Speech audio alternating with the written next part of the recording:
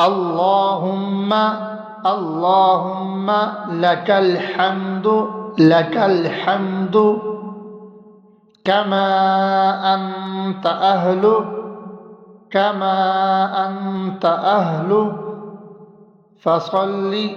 فصل وسلم على سيدنا محمد كما أنت أهل وافعل بنا ما أنت أهله